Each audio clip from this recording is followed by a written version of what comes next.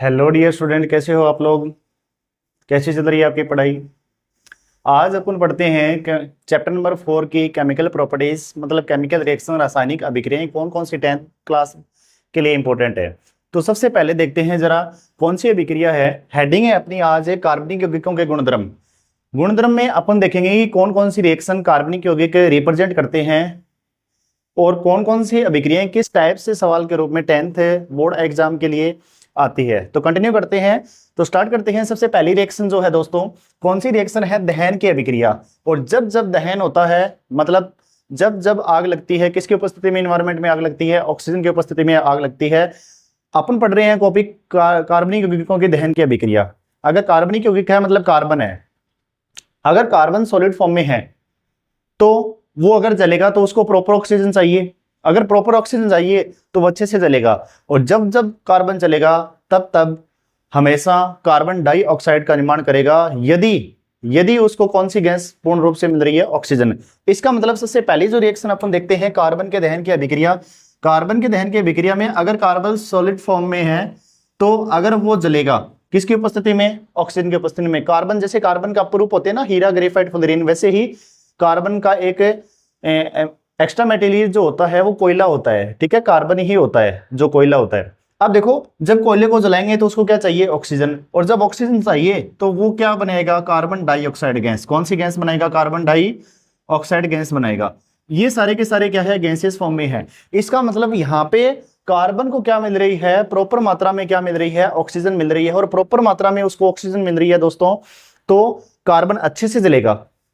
इसका मतलब ये हुआ कि कौन सी गैस का निर्माण करेगा, कार्बन डाइऑक्साइड। मान लो कार्बन को ऑक्सीजन प्रॉपर मात्रा में नहीं मिले, जहां पे मॉलिक्यूल केमिकल रिएक्शन के अंदर दो पार्टिसिपेट कर रहे हैं, वहां पे एक ही कर रहा होता, तो इसको बोलते हैं अपूर्ण दहन। यहां पे लिख रहा हूं मैं अपूर्ण दहन। अपूर्ण दहन में देखो क्या होता है कि अगर कार्बन है अगर वो जलता है, उसको ऑक्सीजन प्रॉपर मात्रा में नहीं मिल रही है, तो यहाँ पे ऑक्सीजन के दो मॉलिक्यूल की जगह एक ही मॉलिक्यूल काम में आ रहा है। अगर एक ही मॉलिक्यूल काम में आ रहा है, इसका मतलब क्या है कि यहाँ पे हाफ लगा दिया। और कौन सी गैस बनाएगा, जहरीली गैस, कार्बन मोनोऑक्साइड बनेगा। कौन सी, कार्बन मोनोऑक्साइड। ये तो हो गई कार्बन के दहन की अभिक्रिया। कार्बन के दहन की अभिक्रिया में अपन ने क्या देखा है कि अगर एक कार्बन को, अगर कोयले को प्रॉपर मात्रा में ऑक्सीजन मिल रही है तो अच्छे से जलेगा, और अच्छे से जलेगा तो कार्बन डाइऑक्साइड बनाएगा। अगर कार्बन को या कोयले को ऑक्सीजन प्रॉपर मात्रा में नहीं मिल रही है तो कार्बन अच्छे से जलेगा नहीं, तो वो साथ में क्या बनाएगा, कार्बन मोनोऑक्साइड गैस बनाएगा। इसका मतलब ऑक्सीजन प्रॉपर मात्रा में नहीं मिल रही है, जहां पे दो मॉलिक्यूल काम में आने चाहिए थे, दो एटम एक मॉलिक्यूल के अंदर काम में आ रहे थे, वहां पे एक ही ऑक्सीजन का एटम काम में आ रहा है। और हमेशा ऑक्सीजन इन्वायरमेंट में किस फॉर्म में रहता है, O2 फॉर्म में रहता है, O2 फॉर्म में ही एग्जिस्ट करता है। इसके बाद में देखो सबसे पहले क्या है, सेकंड नंबर पे आती है ऑक्सीकरण अभिक्रिया। किसका ऑक्सीकरण करवा रहे हैं, एथेनॉल का। किसका करवा रहे हैं, एथेनॉल का ऑक्सीकरण। अब एथेनॉल का ऑक्सीकरण की अभिक्रिया एग्जाम में पूछी जाती है कि एथेनॉल के ऑक्सीकरण अभिक्रिया में किस उत्प्रेरक का उपयोग किया जाता है, पहले टाइप का क्वेश्चन। दूसरे टाइप का क्वेश्चन पूछा जाता है कि जब एथेनॉल का ऑक्सीकरण करवाते हैं तो किस उत्प्रेरक की उपस्थिति में करवाते हैं। तो एक है पोटेशियम डाइक्रोमेट K2Cr2O7, और एक होता है पोटेशियम परमैंगनेट KMnO4। ठीक है, इसके बाद में देखो, अगर एथेनॉल है, एथेनॉल मतलब क्या है, एथ, और ओल आ रहा है, तो क्या होगा, कौन सा प्रक्रियात्मक समूह होगा, OH। यहाँ पे अगर ओल आ रहा है, इसका मतलब कौन सा ग्रुप है, यहाँ पे OH है। एथ है तो कितने कार्बन हो गए, 2, CH3 CH2।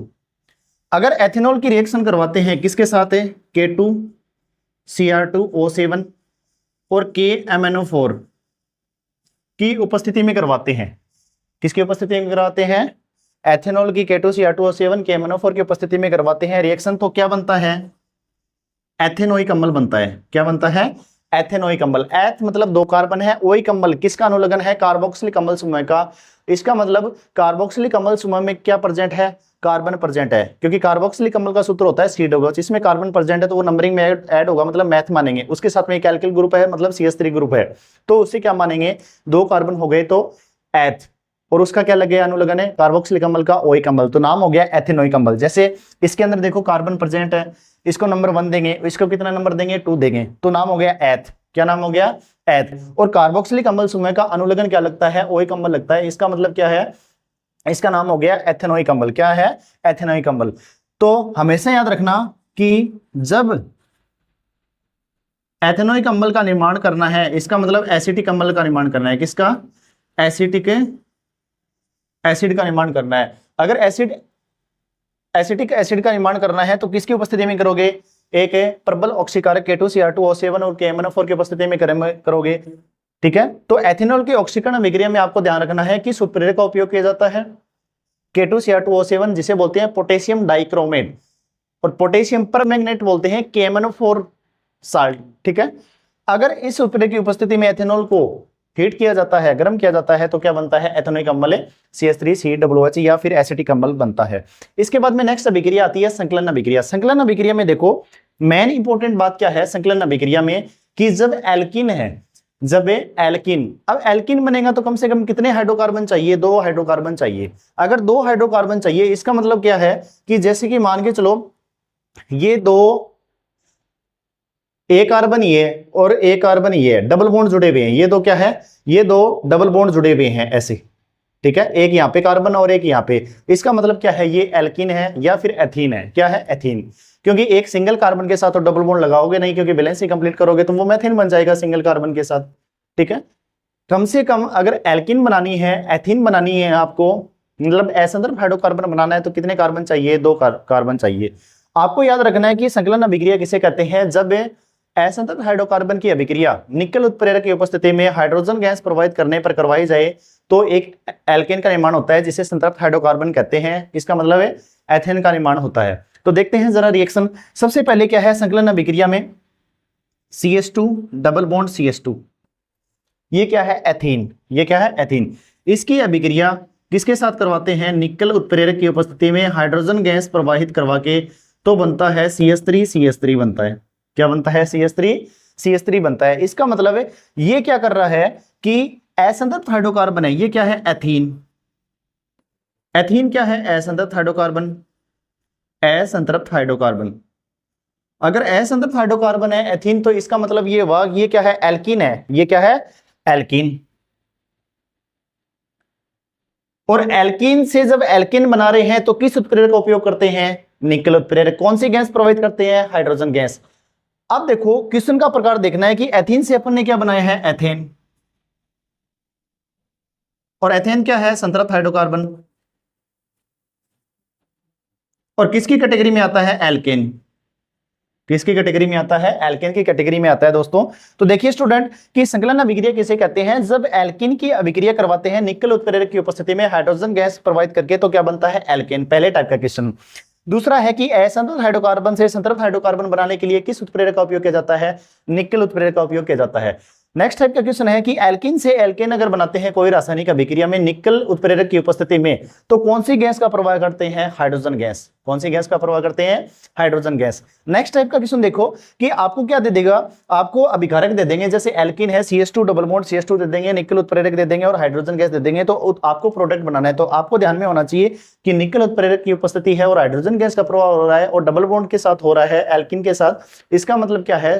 कौन सी अभिक्रिया बताना चाहता है? ये संकलन अभिक्रिया। और संकलन अभिक्रिया में प्रोडक्ट क्या बनता है? एल्केन बनता है, संतृप्त हाइड्रोकार्बन बनता है। ठीक है, इसका मतलब ये क्या है? संतृप्त हाइड्रोकार्बन है। इसके बाद में है एस्टरीकरण अभिक्रिया। एस्टरीकरण अभिक्रिया में सबसे पहले देखो किसका निर्माण होता है? एस्टर का। किसका निर्माण होता है? एस्टर का निर्माण होता है। अब एस्टर का आपको फॉर्मूला आना चाहिए। जब कीटोन के साथ, जब कीटोन का फॉर्मूला क्या होता है? कार्बन के साथ में डबल बॉन्ड के साथ एक ऑक्सीजन जुड़ी है और 2 फ्री वैलेंसी में क्या है? इलेक्ट्रॉन है। अगर मान लो एक फ्री वैलेंसी के साथ ऑक्सीजन जुड़ जाए तो उसे बोलते हैं एस्टर। क्या बोलते हैं? एस्टर बोलते हैं। अब एस्टर के निर्माण की अभिक्रिया है, मैं यहाँ पे ऊपर यहाँ पे लिख रहा हूं एस्टरीकरण में।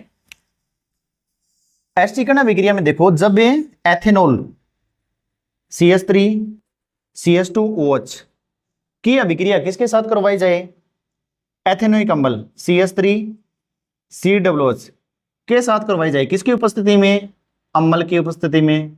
अम्ल की उपस्थिति में करवाया जाता है। तो यहां से देखिए, यहां से इसका H+ आयन निकलेगा और यहां से इसका कौन सा आयन निकलेगा? OH- H2O बाहर आ जाएगा। कौन सा बाहर आ जाएगा? H2O।